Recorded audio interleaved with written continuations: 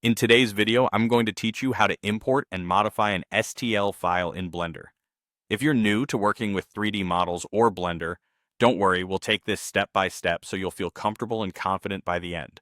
First things first, we're going to open up Blender. Once you have Blender running, your task is to import an STL file. You'll want to head over to the top left corner where you'll find the File menu. Click on it and a drop-down menu will appear. Hover over Import and from the options listed, choose STL.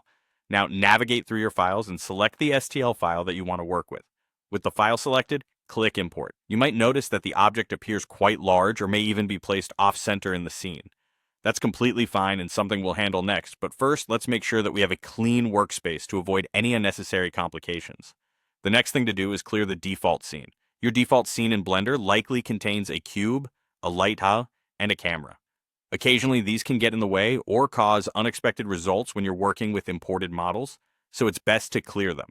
To do this, press the A key. This will select everything visible in the scene, then hit the X key on your keyboard and confirm the deletion. This will clear away everything, leaving a blank canvas for you to work on your imported STL file.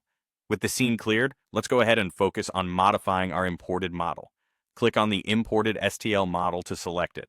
You will notice a yellow outline around the object indicating it's successfully selected. To start editing the model, press the Tab key, which will take you into edit mode. Here's where you can manipulate the fine details of the mesh. Exciting stuff, right? To start refining the mesh, you may need to select specific vertices.